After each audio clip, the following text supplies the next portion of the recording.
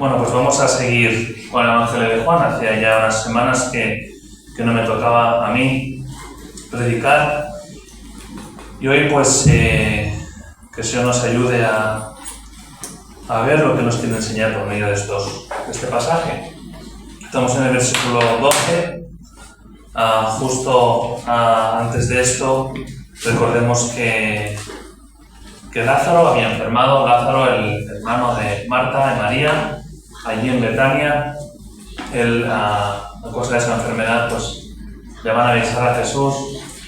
Jesús no se apresura en ir a sanarlo, sino que se queda donde estaba con los discípulos unos días. Y luego pues sabemos el resto de la historia, ¿no? Al final va Marta, va María, Jesús también. Y Jesús pues resucita a Lázaro. Y al principio de todo esto Jesús también dice que todo esto que estaba pasando era para la gloria de Dios. Así que justo después de eso, vamos a leer aquí en el capítulo 12, los primeros 8 versículos leeremos hoy de este capítulo del Evangelio según San Juan.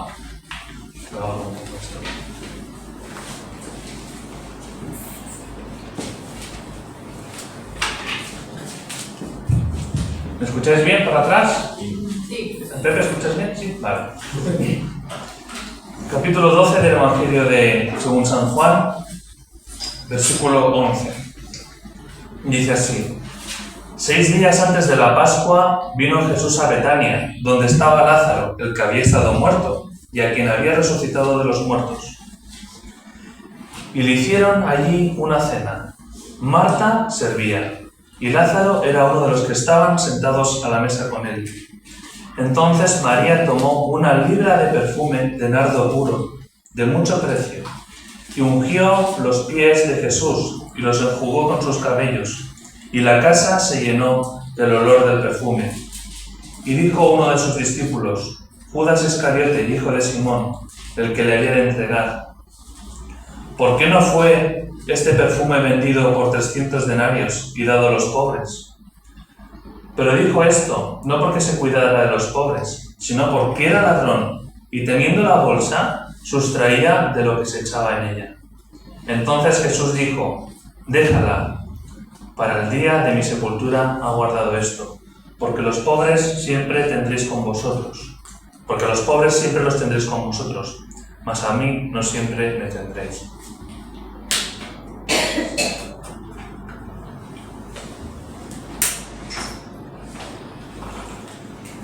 Bueno, pues como os decía, aquí está Jesús en Betania, después de haber resucitado a Lázaro.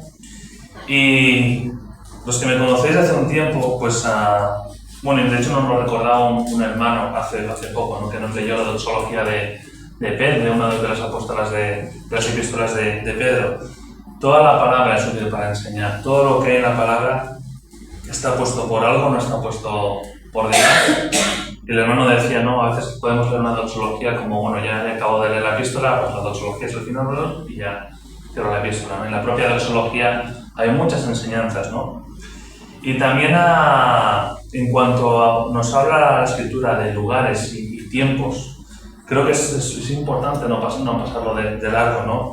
Cuando hace años estudiamos Esdras y Nehemías, vimos con qué exactitud Esdras, inspirado por el Espíritu Santo, nos da fecha, nos da lugares de todas las cosas que estaban pasando y nos ayudan a poner en contexto el relato que estamos viendo, ¿no? En primer lugar, estaba Jesús en Betania, donde vivía la familia de Marta y de Lázaro, y pone que era 6 días antes de la Pascua. Faltaba apenas una semana para que Jesús fuera entregado, él entregara su vida, mejor dicho, ¿no?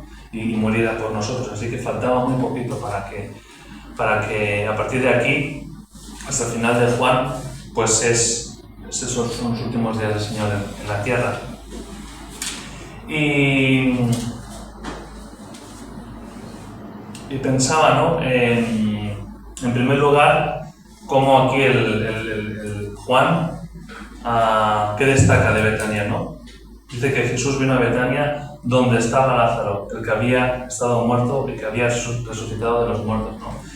Y pensaba que qué bueno es, ¿no? Cuando hablas de un lugar, hablar de aquel lugar y relacionarlo con algo que Dios ha hecho, ¿no? Yo creo que esto, pues, los creyentes a veces lo hacemos mucho, ¿no? El hecho de, mira, en aquel sitio se convirtió otra persona, mira, aquel sitio donde fuimos, ayer el Señor me habló, ayer el Señor me corrigió, y recordamos sitios y quizás les tenemos cierto pues, aprecio, no sé cómo decirlo, ¿no? Por lo que el Señor hizo en aquel lugar, ¿no? No tanto a lo mejor por lo bien que lo pasamos, que también, ¿no? Pero sí que qué bueno es recordar un lugar, mira, sí, en aquel lugar, lo primero que te venga a la mente, así, ahí el Señor me enseñó esto, en aquel lugar el Señor, a través de aquel hermano el Señor me habló de esto otro, ¿no? Así que me llamaba la atención esto, ¿no? Que como para que nos quede claro, ¿no? Betania, donde estaba Lázaro, el que había sido muerto. Y si leemos los dos evangelios, en Mateo y en Marcos, que está este pasaje también en paralelo de esta cena, vemos que, en contrario de lo que podíamos pensar, esta cena no se celebra en la casa de Marta y de Lázaro y de María, sino que se celebra en casa de una persona que le llamaban Simón el leproso. Quizá, pues, no sé, la casa de Marta y María, Lázaro no era suficientemente grande para todos, no lo sé, pero en cualquier caso, sí que en Mateo 26 y en Marcos 13 vemos que esta cena se celebra en casa de esta persona, de Simón el leproso, alguien que seguramente pues, había sido leproso y que había sido sanado. Así que le hacen esta cena a Jesús en su honor. Y teniendo en cuenta, ¿no? el hecho de los pocos días que faltaban para la muerte del Señor, de hecho en el mismo capítulo 12 vemos cómo que está la entrada triunfal de Jesús en Jerusalén. Pensaba que Jesús, por esta relación especial que tenía con esta familia en Betania, con Marta, con Lázaro y María, quizá fue allí para que les fuera de consuelo, ¿no? Un poco como de despedida, ¿no? Pienso ahí que el Señor ahí tuvo ese deseo de poder estar con ellos unos días antes de que Él pues, se entregara en la cruz, ¿no? Y así que en esta cena estaba Marta sirviendo, estaban los apóstoles, estaba Lázaro, y algo que aquí me traía mucho gozo, ¿no? Y creo que tiene aplicación para nosotros cuando estamos juntos, ¿no? Ponernos en situación. Allí en esa casa de Simón el leproso, un grupo de personas cenando con Jesús y con Lázaro. Lázaro no murió de manera repentina. Lázaro murió a causa de una enfermedad. No sabemos el tiempo que estuvo enfermo. Sabemos si fueron pocos días, no lo sé, pero el caso es que él estuvo enfermo. Y seguramente todas aquellas personas de Betania habían visto a aquel Lázaro enfermo, pues quizá con mala cara, ¿no? No estaba sano, evidentemente estaba enfermo. Así que estas mismas personas que habían visto a aquel Lázaro enfermo, y que incluso que había muerto, ahora cada vez que veían a Lázaro, yo creo que les debería dibujar una sonrisa en la cara, ¿no? O sea, el hecho de estar cenando, ver a Lázaro y decir, madre mía, hace apenas unos días estaba en el lecho de muerte, había fallecido, me recordaba con una cara mal, y ahora lo veo aquí, vivo, con apetito, comiendo, sentado a la mesa. Y yo pensaba, y además que cuando le veían, no podían evitar el dar gloria a Dios, porque lo que había pasado en su vida era un milagro. Jesús le había resucitado, entonces el hecho de verle a él y llenarse de gozo por verle a él, que seguramente habrían llorado por él, y verle resucitado y 100% sanado, harían así, luego mirarían a Jesús, ¿no? Gloria a Jesús porque Él ha resucitado, ¿no? Y pensaba, qué privilegio podemos tener nosotros cuando estamos juntos, cuando estamos también comiendo, ¿por qué no? Y vernos entre nosotros y vernos en esa obra que Cristo ha hecho en cada uno de nosotros, ¿no? En ver a Él, a cada uno de nosotros y decir, madre mía, qué milagro ha hecho el Señor, lo ha hecho conmigo. El Señor me ha dado vida eterna cuando estaba muerto en mis delitos y pecados. Pero es que a Él también, gloria a Dios, ¿no? Que Él también al Señor le ha llegado, ¿no? Y pienso que es un privilegio que podemos tener si lo pensamos así, ¿no? De poder vernos entre nosotros y simplemente el hecho de vernos y ver lo que Dios ha hecho con nosotros, que nos ha salvado, darle gloria, gozarnos en esta comunión que podemos tener, ¿no? Y este gozo que tendrían aquellas personas al ver a Lázaro, era un Lázaro que sí, estaba sano, pero no tenía un cuerpo glorificado, ¿no? Imaginaros cuando todos tengamos un cuerpo glorificado, ¿no? Que podamos dar gloria a Dios, que tendremos delante, como hemos cantado, cara a cara esperamos verle, pero también le podremos dar gloria porque hemos sido salvados, y los hermanos que tenemos alrededor también, ¿no? Me acordaba de esta canción que cantamos que habla de la ciudad de Dios. Dice que aquí en la ciudad de Dios dice que la muerte solo es una memoria, recuerdo de la canción, ¿no? Así que me gozaba en pensar esto, en este escenario, cuando las personas veían a Lázaro, cómo se podían gozar inmensamente, porque lo tenían allí de nuevo y porque también a Jesús había resucitado. Y solo podía ser obra de Dios, no podía ser porque Lázaro se hubiera resucitado a sí mismo, de la misma manera que todos nosotros, ¿no? Nadie nos podemos salvar a nosotros mismos, ni vamos de alguna manera a juzgarnos por las buenas obras que hacemos entre nosotros, sino por lo que Dios ha hecho en mí, por lo que Dios ha hecho en cada uno de nosotros. Así que tenemos a este grupo de personas. Se nos habla de Marta muy fugazmente. Nos dice que Marta servía. Y bueno, en el capítulo anterior me entretuve bastante, ¿no? hablando de Marta. Yo conocía a Marta como aquella persona que el Señor pues le dice, ¿no? A Marta, pues era alguien hospitalaria, invita a Jesús a su casa y Jesús le exhorta, ¿no? Le dice, turbada y zona de estás, ¿no? Había pues dado más prioridad al servicio que al propio aprender del Señor, ¿no? Pero vemos en el capítulo 11 como Marta hace una declaración de fe muy similar a la de Pedro, ¿no? Después de la alimentación a los 5.000, ¿no? Ella tenía una fe pues perfecta quizá y todavía tenía que ser más fuerte, pero ella tenía fe, ¿no? Pero en este punto que dice que Marta servía me hizo pensar, ¿no?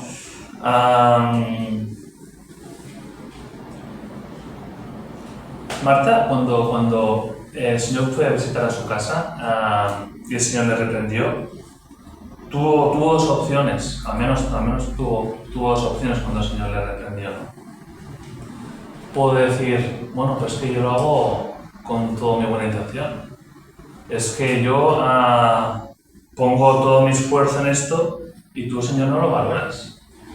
Y es que, Señor, pues, ¿sabes qué? Pues si hago todo este esfuerzo y nadie me lo valora, ¿sabes qué? Lo dejo de hacer. Y yo creo que muchas veces nosotros podemos actuar así, ¿no? Cuando estamos sirviendo y alguien nos quiere corregir, si lo hacemos por nosotros y la motivación es para que nos alaben, podríamos decir, pues ¿sabes qué? Mira, ahí os quedáis. Y yo ya no sirvo, porque si me sirve, si encima que digo me tienes que decir lo que hago mal, pero Marta, vemos que a Marta aquí, en este pasaje, no actúa así, ella siguió sirviendo. Ella aceptó la corrección de Jesús y eso no le desanimó para seguir sirviendo y no decaer ahí, ¿no? El Señor no quiso, cuando le corrigió a ella, el Señor está claro que lo hizo de una manera perfecta, ¿no? Con amor, ¿no?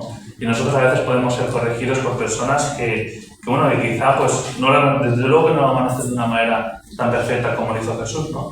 Pero también tenemos que aceptarlo. Cuando estamos en un servicio, alguien nos sugiere algo, debemos de escucharlo. Porque al final somos un cuerpo, somos miembros los unos de los otros y tenemos que, oye, pues esto que una persona, oye, no, este es mi ministerio, es mi servicio. Y por lo tanto, ¿qué me tienes tú que decir a mí, no? O actuar con orgullo, o con orgullo también, pero en plan, ¿sabes qué? Mira, hazlo tú. Si lo sabes, si también lo haces tú, hazlo tú, ¿no? Y creo que ahí pues no se muestra un corazón realmente servicial y hacerlo para Dios, ¿no? Y reflexionaba sobre esto, ¿no? Al final lo que hacía Marta de servir, pues era igual de honroso de cualquier otro servicio de los que estaban ahí en la mesa. Hay una frase de alguien que escuché una vez que decía: mejor es ser un sirviente en la mesa de Cristo que invitado de honor en la mesa de un rey, ¿no? De un rey humanamente hablando, ¿no? Entonces, bueno, quería haceros esta reflexión porque nuestro servicio tiene que ser por amor, ¿no? Tiene que ser siempre en humildad, hacerlo lo mejor posible. Y si nos quieren corregir, pues lo vamos a tomar como eso, ¿no? Pues lo queremos hacer lo mejor posible y esa corrección va a ir en esa dirección, ¿no? Así que nunca tengamos ansias de protagonismo y bueno, era esta la reflexión que os quería hacer en cuanto a Marta, ¿no? Y hay más ejemplos en la Escritura. Quizá aquí en este de Marta, pues,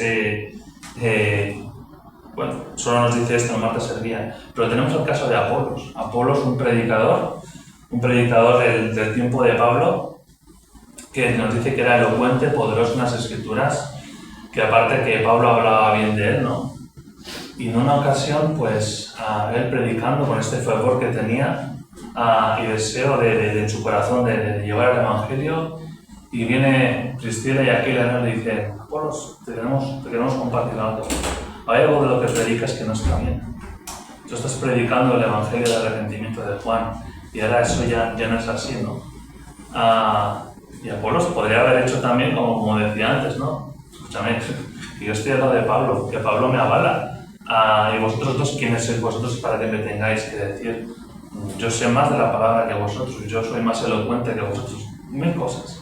Sin embargo, Apolos entendemos que no hizo así, ¿no? Sino que él se dejó enseñar y corregir por aquel matrimonio, aquel hombre y aquella mujer. Y es de un gran ejemplo para nosotros también, ¿no? Este hermano dice que con gran vehemencia refutaba públicamente a los judíos, demostrando por las Escrituras que Jesús era Cristo. Era valiente también, ¿no? Pero también era humilde y enseñable, ¿no? El don que el Señor le había dado a Apolos no anulaba la humildad, ¿no? Y así tiene que ser con nosotros, ¿no? Que lo que el Señor nos haya dado, que lo que el Señor nos permita servirle, que nunca sea con soberbia, con orgullo y este es mi ministerio, sino que es servir y no tanto aceptar la corrección, sino incluso desearla, ¿no? Sino incluso desearla. Así que tenemos este ejemplo de Marta y de Apolos. Y luego tenemos a María como otra protagonista de este relato, ¿no? María también que aparece en el Evangelio de Marcos y Juan este relato y nos da más detalles que yo creo que son muy importantes, ¿no? Aquí nos dice que María entró con este perfume y ungió los pies de Jesús. Y luego en Mateo y en Marcos nos da más detalles, nos dice que también ungió la cabeza del Señor todo su cuerpo, ¿no? Podemos pensar, bueno, pues cuánto perfume traería esta mujer, ¿no? Nos dice que traía 1 libra. Y 1 libra de aquella, estamos hablando de 300 mililitros, lo que vendría a ser el tamaño de una lata que conocemos hoy más o menos, ¿no? Imaginemos un bote de perfume con 300 mililitros, es mucho perfume. Además un perfume de una flor pues, que venía del Himalaya. De hecho, hoy día también esa flor se tiene que ir a buscar el Himalaya, 3.000, 5.000 metros de altitud. Que solo hoy día tiene coste, imaginaros de aquella, ¿no? Desde Israel hasta las montañas de allí. Aparte de que una vez cogida esa flor, no se saca la flor de la propia flor, no se saca el perfume de la flor, sino que se saca de las raíces. O sea que es un proceso artesanal, lento y muy caro.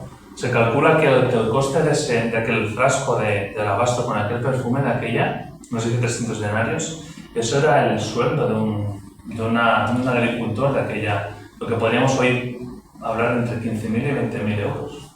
Realmente aquel nos dice que era de mucho precio y todo esto también estoy juntando con los datos de los otros evangelios, lo podéis buscar si queréis. Así que María entra con este perfume muy caro, nos tenemos un poco de idea de lo caro que era, de la cantidad de perfume que había, pero yo también pensaba, ¿no? Son datos que podemos pensar, ostras, qué datos más curiosos, ¿no? La flor del Himalaya, de dónde venía, lo caro que era, ponerle un número de económico y tal. Pero realmente es lo más importante, la cantidad de perfume, la cantidad de que costaba ese perfume. Yo creo que lo importante aquí es que María derramó todo el perfume, quebró el vaso, no se lo guardó ni un poquito. No es tanto la cantidad, si son 20, si son 30, si son 40, es que María derramó todo el perfume. Yo creo que eso es con lo que nos tenemos que quedar, ¿no? Como aquella mujer también que ofrendó en el templo y dio lo último que tenía. Y Jesús les muestra, ¿no?, cuál es realmente su tabla de medida, ¿no? María entregó todo su ser, todo su corazón. Hemos cantado Puso ese apellido, ¿no?, de esta canción de perfume a tus pies. Ella entregó todo aquel perfume absolutamente. Era puro, no estaba diluido, no había puesto nada para hacer ver de que ponía más de lo que esto, sino que era tal como era el nardo puro. A veces se diluía con alcohol para hacer más cantidad, pero aquel perfume era puro. Aquel perfume también no era de una rápida elaboración, no se hacía de una manera rápida y corriendo, aquí tengo un perfume, no, realmente tenía un proceso largo y era un perfume que tenían los reyes y que se sabe que duraba días, ¿no?, el efecto de aquel perfume. Así que lo importante es que ella no se reservó nada de ese perfume, lo derramó al completo. Y luego usó su pelo, ¿no? Dice que enjugó con sus cabellos. Cogió los pies de Jesús, los enjugó con sus cabellos. Realmente en aquel tiempo, en aquel Medio Oriente, culturalmente, con una mujer se destrenzara el pelo delante de varones, era algo que no estaba nada bien visto, ¿no? Pero a ella no le importó. Estaban ahí en la cena y ella derramó el perfume al Señor, entera su corazón y lo enjuaga con sus pelos, independientemente de lo que podrían decir, ¿no? Así que, ¿qué llevó a Marta a aquella acción, ¿no? En esta canción que hemos cantado dice, a ver si lo encuentro, dice: enséñame a amarte. Realmente eso es lo que María había aprendido de Jesús. Ella aprendió a amar a Jesús, ella aprendió de que Él le amó a ella primero y fue esto lo que le llevó a derramar una decisión de corazón que tuvo ella, pero porque realmente vio que valía la pena, ¿no? Él lo valía. Y lo hizo de una manera práctica, además, ¿no? No simplemente lo hizo de boca: Señor, yo te amo, te seguiré hasta el fin, sino que lo hace de una manera práctica. Lo demás valor que tenía se lo dio a ella, ¿no? Nosotros tenemos nuestro ser que le debemos dar al Señor si realmente creemos que vale la pena, ¿no? Y si no, pidámosle al Señor que, como dice la canción, que nos enseñe a amarle, ¿no? Ella no tuvo ni pereza, no tuvo vergüenza en hacer aquella acción, ni buscó agradar a nadie como podemos hacer a veces, ¿no? Y nos dice que toda la casa se llenó del olor de aquel perfume. Qué bueno. Aquello que hizo María, todos los que habían en aquella sala pudieron captar aquel perfume. Realmente no fue algo que captaron por sus oídos, no, ni siquiera por sus oídos, porque ella parece que no dijo nada, ¿no? Pero lo vieron con sus ojos, sino que con su olfato también. Con más sentidos pudieron comprobar cómo fue esa entrega de María a Jesús y no lo pudieron obviar, ¿no? Así que vemos la escena en la que, recordemos, está Lázaro allí, como si no hubiera pasado nada, como si la muerte en él no hubiera tenido, bueno, de hecho no tuvo ningún daño, y así como seremos, ¿no?, su cuerpo resucitado, glorificado, no habrá ningún rastro del daño del pecado, ¿no? Es que Lázaro estaba allí sano. María también veían como la entrega que tenía ella. Y yo pensaba, ¿no?, de la misma manera que la acción de María y la entrega de María llenó la casa de ese perfume, que ojalá que la iglesia del Señor también pues se llene, ¿no?, de ese perfume por personas que entregan su vida por completo al Señor de una manera práctica, y esto lo demás lo van a captar. Seguro no se quedarían indiferentes, ¿no?, los que estaban ahí. Tristemente, muchos de ellos no se quedaron indiferentes, pero pusieron su vista en otras cosas, como ahora veremos, ¿no? Pero que sí que deseemos que la iglesia del Señor se pueda llenar de ese perfume que podemos desprender de cuando nuestras almas se entregan a Cristo. Los demás lo notan. Es el mejor perfume que podemos ofrecer tanto para los que pertenecemos a a la iglesia como para este mundo, ¿no? que hiede, que huele a muerte realmente, ¿no? que está podrido, pues, que esa es la verdad, ¿no? Y si la iglesia está entregada a Dios, va a desprender este perfume que va a llamar la atención a los demás. Así que vemos que María esto lo hizo. ¿Y qué recibió a cambio María? Ella entrega su vida y, bueno, pues ahora todo, María, te va a ir bien. Ahora todos te van a alabar, todos van a decir, muy bien, María, te ponemos aquí. Y no fue así, ¿no? Realmente no podríamos hacer las cosas tampoco buscando la aprobación de los demás, ¿no? Tristemente, vemos que en aquel lugar también había alguien que era Judas, ¿no? Judas Iscariote, que lejos de quedarse prendado del olor de ese perfume y que eso le fuera ejemplo para su vida, para recapacitar y decir, esta mujer, o sea, ¿cómo puede amar tanto al Señor que ha hecho esto, ¿no? Que ha entregado este perfume, lo de más valor que tenía, se ha entregado entero al Señor. Vemos que Judas, lejos de pasar indiferente de esto, le molestó. No sé si en esta parte de Juan lo dice, pero en los otros evangelios sí que les molesta, le molesta a Judas. Y en lugar de quedarse prendado, por eso la critica. Y esto en sí ya es triste, ¿no? Pero a mí lo que me ponía más triste todavía es que los discípulos fueron influenciados por Judas. Porque nos dicen los otros evangelios que todos los discípulos se enojaron contra ella. Podéis buscarlo en Marcos y en Mateo. Los discípulos se enojaron contra ella. Seguramente instigados por Judas. Les deslumbró más la elocuencia de Judas al decirles, no, pero oye, pero este perfume que ha entregado a esta mujer se podría haber vendido y dado a los pobres, ¿no? Eso les deslumbró más. Los judíos, los discípulos estaban en un proceso de aprendizaje, ¿no? Pero dice que murmuraron contra ella.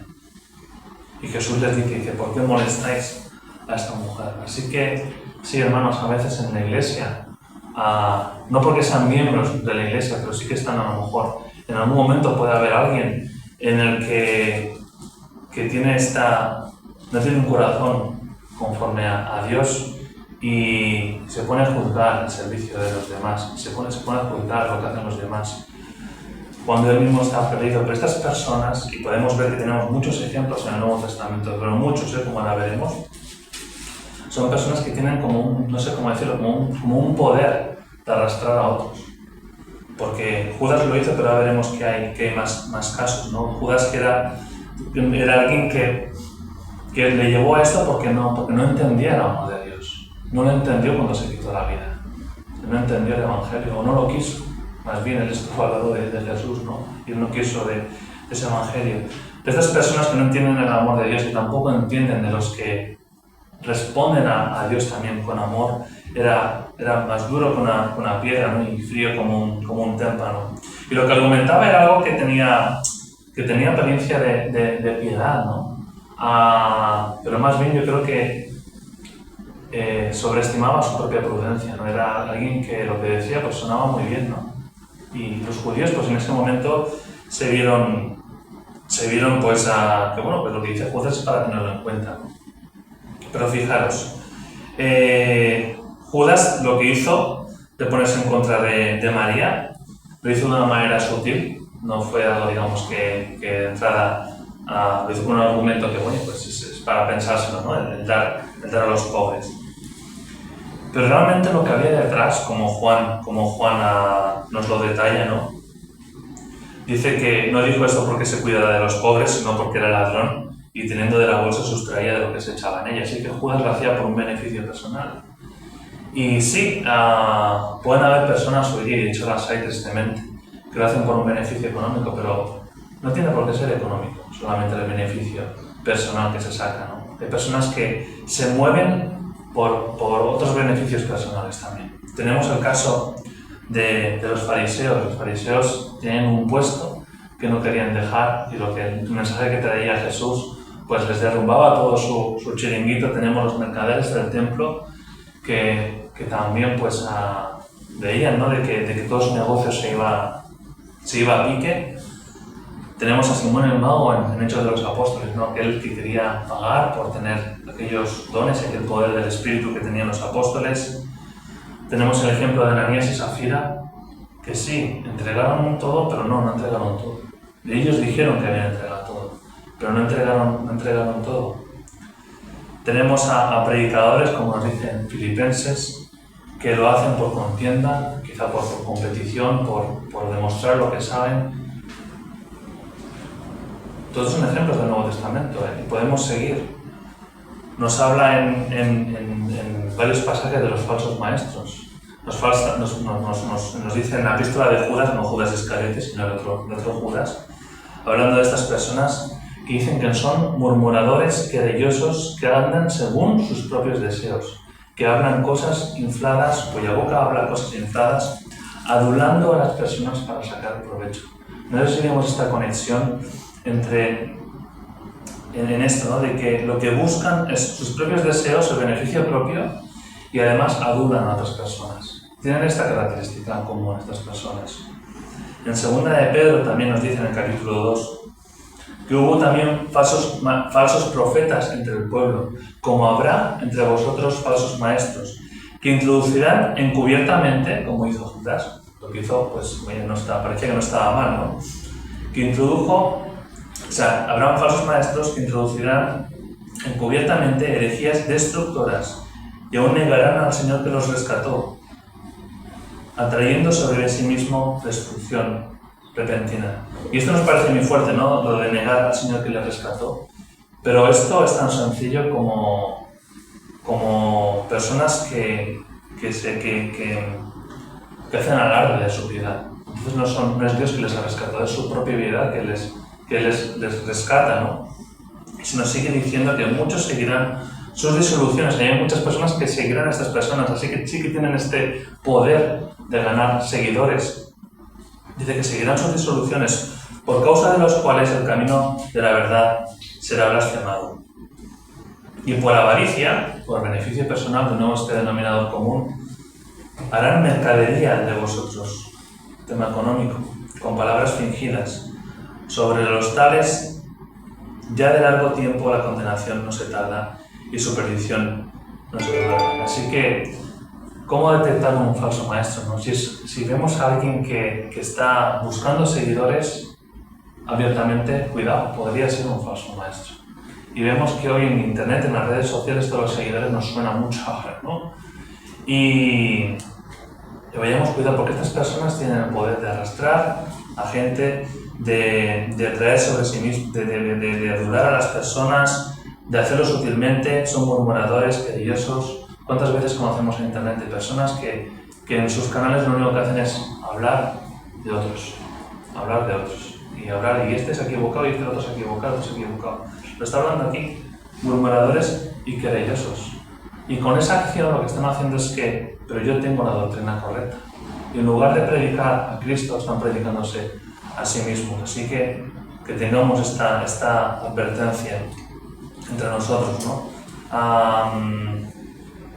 Nos dice en Tito 1 también, dice que porque hay aún muchos contumaces. Tuve que buscar qué es contumaz para entender mejor esta palabra, ¿no? Alguien que es contumaz es que es terco, es rebelde, persiste en el error y se resiste a la corrección.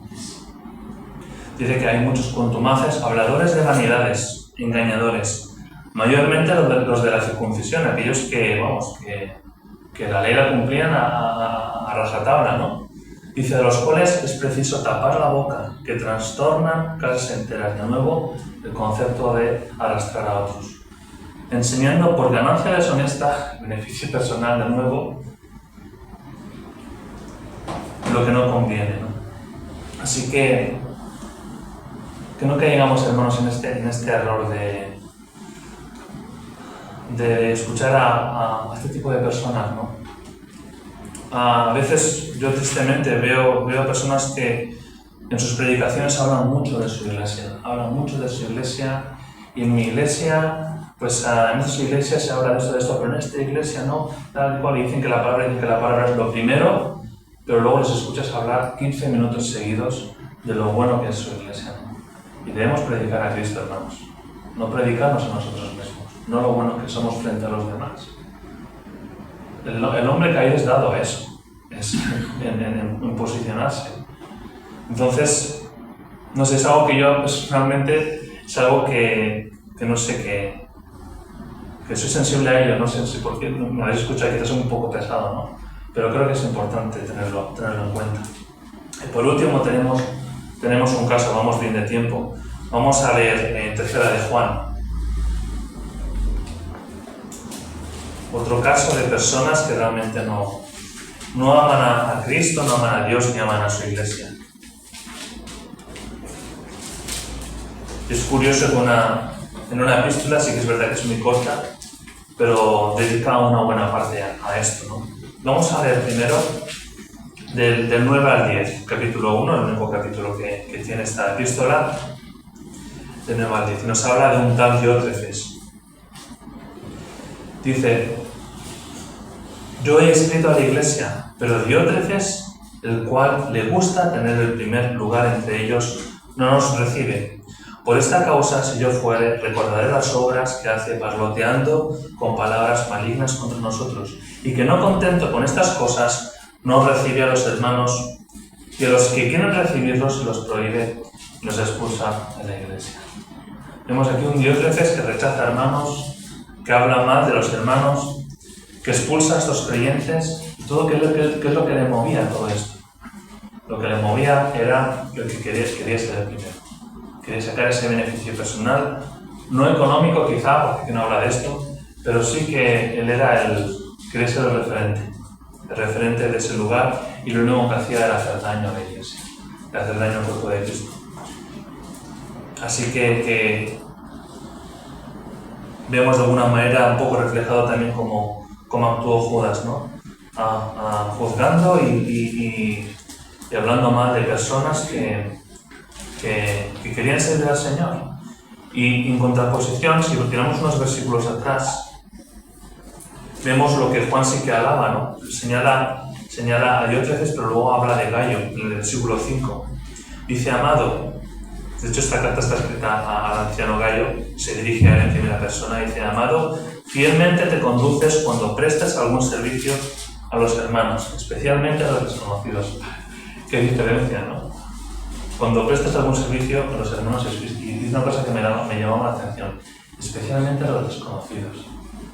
Y pensaba, sí, es cierto, que en la iglesia se quiere infiltrar por sus maestros, el enemigo quiere hacer daño. Pero tan cierto como es eso, que Juan alaba a Gayo por dar hospitalidad a personas que no conocía. Entonces, ¿de qué nos habla esto? Que a veces yo creo que viene una persona nueva, ¿no? Yo creo que el Señor, creo que eso ha hablado, gloria a Él, le ha hablado mucho en nosotros, ¿no? Viene alguien nuevo a la iglesia, ¿cómo debemos actuar? Con desconfianza, a ver si es un falso tal, a ver qué trae. Tenemos que velar y orar y poder estar atentos, pero eso no significa desconfiar, porque aquí Juan alaba a Gayo por dar hospitalidad a hermanos desconocidos.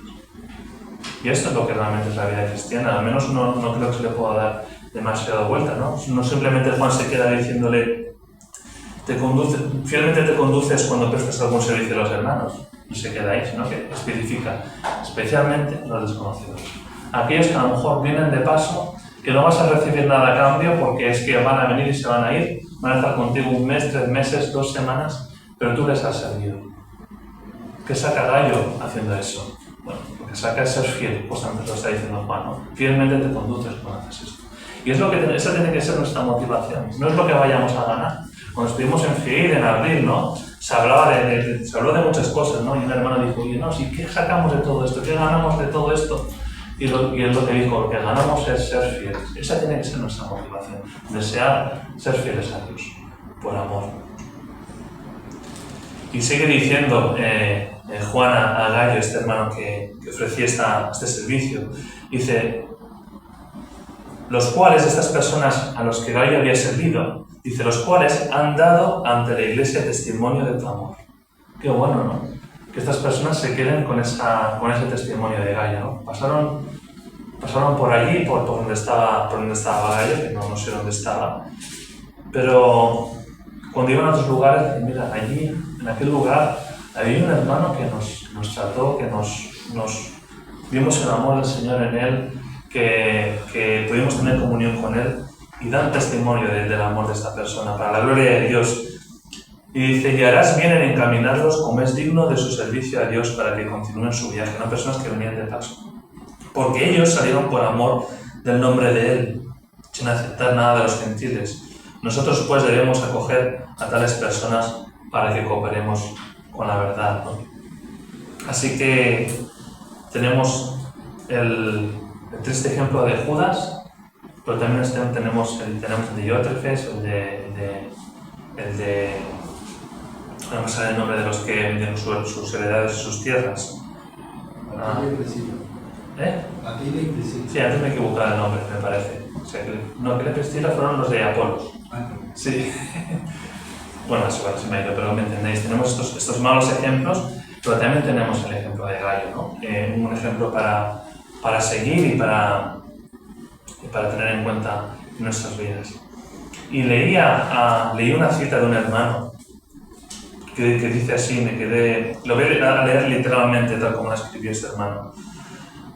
Dice, creo que esto lo escribió Francisco Lacueva, no sé si sabéis quién es un hermano que se convirtió aquí en España. Dice, la censura de Judas, lo que hizo Judas, no brotaba de su caridad hacia los pobres, sino de su avaricia.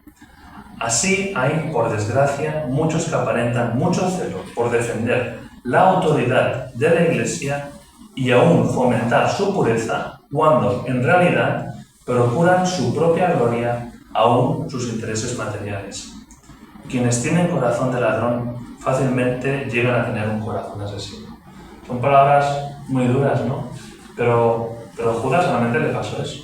Judas, con la avaricia que tenía y el coger de la bolsa y demás, le llevó a la peor traición que podía hacer nadie, ¿no? Le llevó a ese corazón asesino, hermanos. Así que son palabras pues que, y testimonios y ejemplos malos, pero que no nos pasen a nosotros, hermanos, que podamos velar para la gloria de Dios, que no sigamos a falsos maestros ni escuchemos a personas que aparentan mucha prudencia, pero realmente no están valorando a corazones entregados en medio de la iglesia, en medio de la congregación, ¿no? Porque si dejamos que esto pase en la iglesia, pasará lo peor, y es que la congregación caerá en descrédito ante el mundo. Porque el Señor dice que en esto conoceréis que sois mis discípulos, en que os amáis los unos a los otros.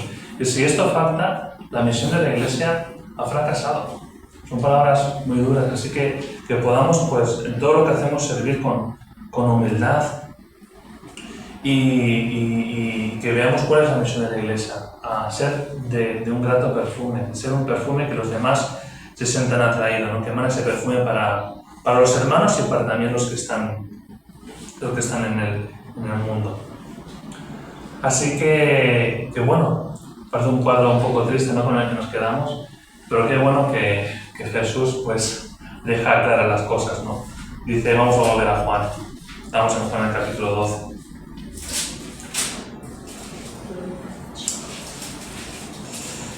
Qué bueno, porque a pesar de que Judas, pues esto pues se convertiría en una situación seguramente incómoda, pero Jesús deja claro, ¿no?, cuál es su posición. Dice, déjala, para el día de mi sepultura ha guardado esto, porque los pobres siempre los tendréis con vosotros, mas a mí no siempre me tendréis.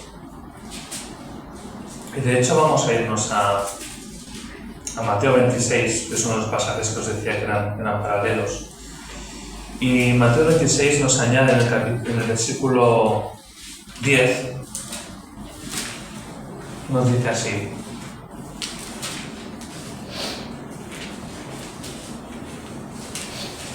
Dice que entendiéndolo Jesús, lo que estaban haciendo ellos, les dijo, ¿por qué molestáis a esta mujer? Pues ha hecho conmigo una buena obra. ¿Por qué? Porque siempre tendréis pobres con vosotros, pero a mí no siempre me tendréis. Porque al derramar este perfume sobre mi cuerpo, lo ha hecho a fin de prepararme para la sepultura.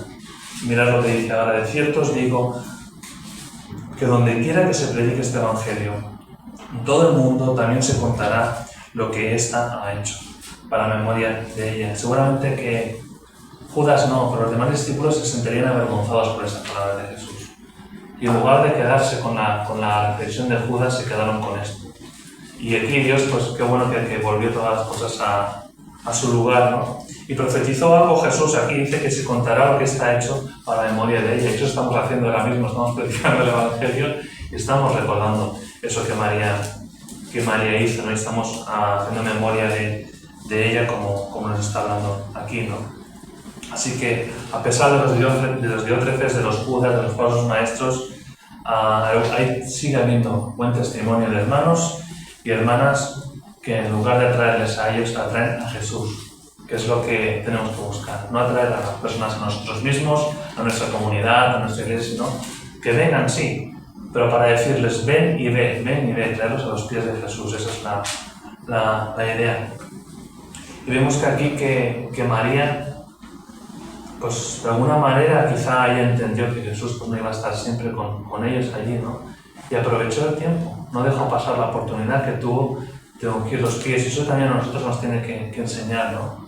Nos tiene que enseñar de que siempre hay un tiempo para cada cosa y que no debemos dejar las oportunidades que el Señor nos brinda para poderle servir. Así que cuando nos veamos entre nosotros como conclusión ya de todo lo que os he compartido, que pueda haber estos ojos, ¿no? Estos ojos de ver a que lo que tenemos a nuestro lado son personas que han sido rescatadas de muerte a vida. Y que simplemente ese hecho nos lleve a amarlas a ellas y amar todavía más a Dios por darle la gloria por hacer esta obra. Y a los hermanos que también nos ha beneficiado a nosotros.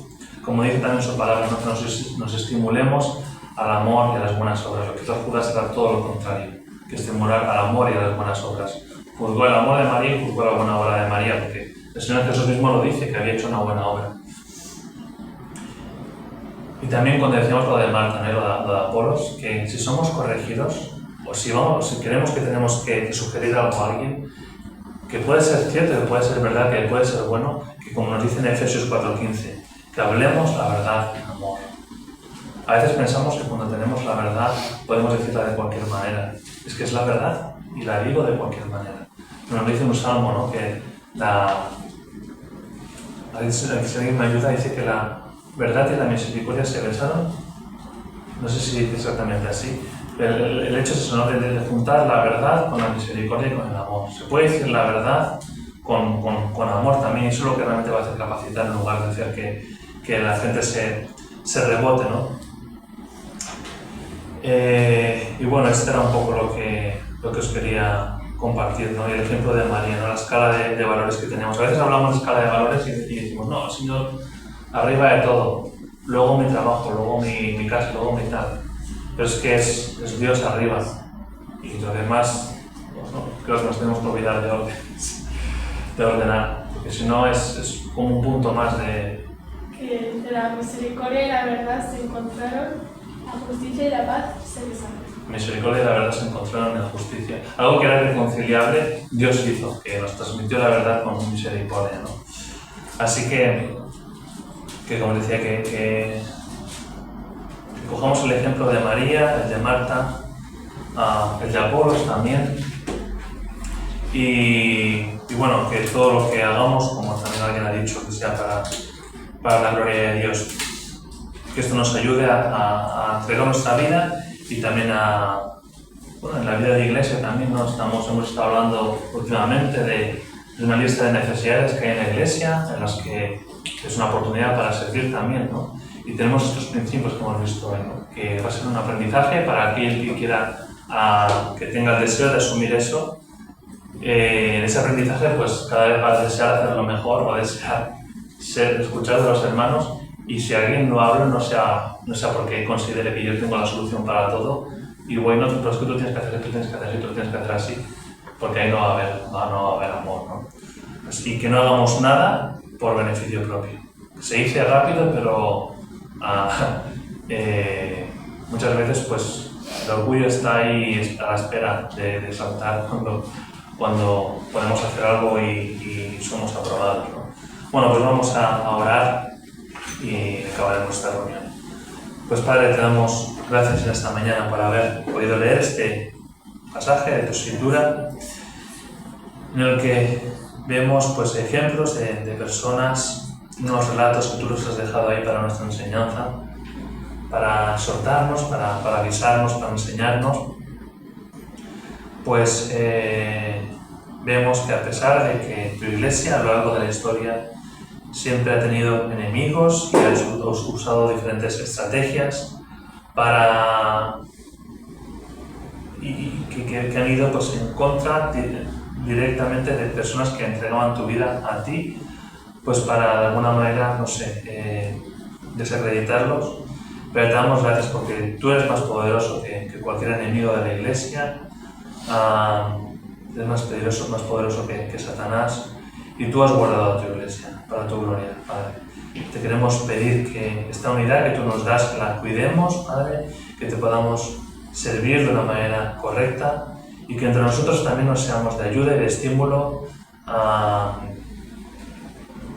porque es como tú nos has dejado en tu palabra, Padre. Así que nos ponemos nuestros corazones ante ti para que todo esto que hemos aprendido sea realidad en nuestras vidas, que lo podamos vivir y te doy las gracias por ello en el nombre de Jesús. Amén. Amén.